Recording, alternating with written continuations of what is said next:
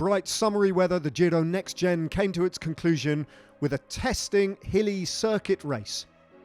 A total of 6 categorised climbs on the road today, so plenty of King of the Mountains points, and a final circuit up and over the Tirreno climb 5 times in total.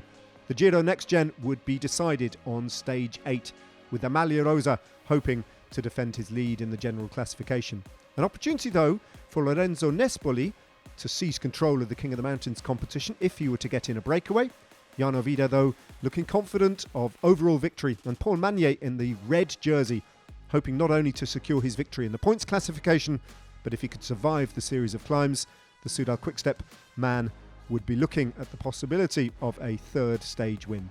There was an attack as soon as the flag dropped from Jarno Vida that didn't last very long. The Maglia Rosa pulled back into the peloton, and eventually a breakaway did establish itself that grew and grew. 11 riders at first, including 3 from Visma Leasabike and Lorenzo Nespoli, the man who sits just 1 point down in the King of the Mountains classification, already moving into the lead as they hit the final circuit with 3 laps still to go and an advantage of 1.5 minutes over the chase.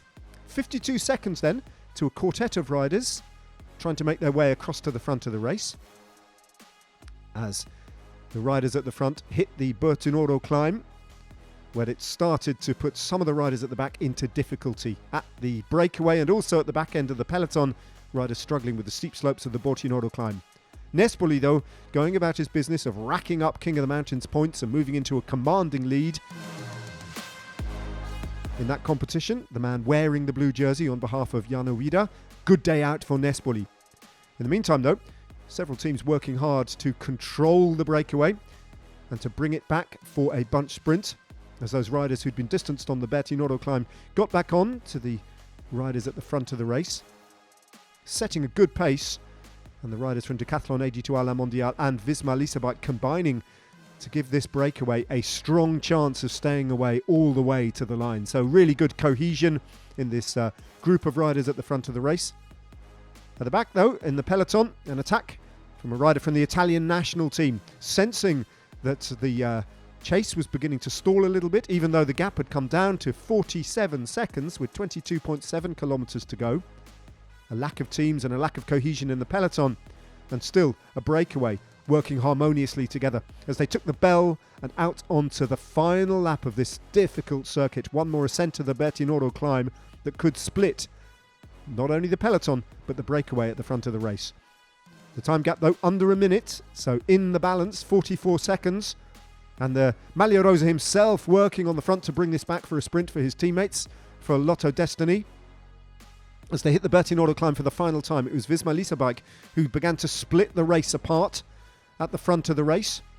Piling on the pressure, Luke Tuckwell able to live with the pace being set on the climb for the final time. Up and over, and 2.6 kilometres to go. Still a group of some 9 riders or thereabouts heading for the final kilometre. Visma Leasabike, Bardiani as well. Both those teams with multiple representatives in the front. And just one Lidl Trek rider there.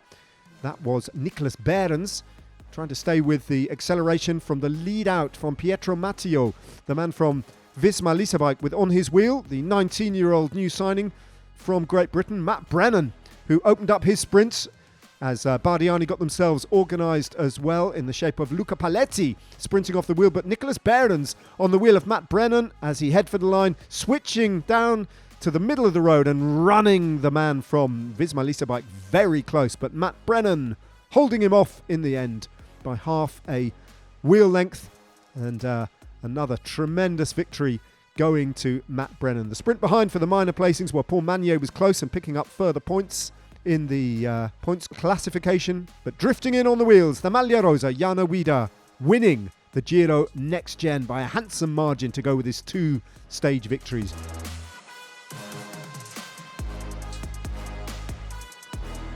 Job done for Lotto Destiny, who piloted their young leader to perfection throughout 8 days of racing. Victory, though, for Matt Brennan, a 3rd win of 2024, ahead of Nicholas Behrens and Paletti in 3rd place. Jarno Vida, though, on a podium that took a little bit of a shake-up on the final stage. A tremendous victory, though, for him, winning the general classification Another notable achievement to go to his victory at the Alpe d'Isère. Guida beating Pablo Torres and Pau Marti moving up into third place on the final stage. Paul Manier holding off the challenge of Tim Thorn Teutenberg to win the points classification.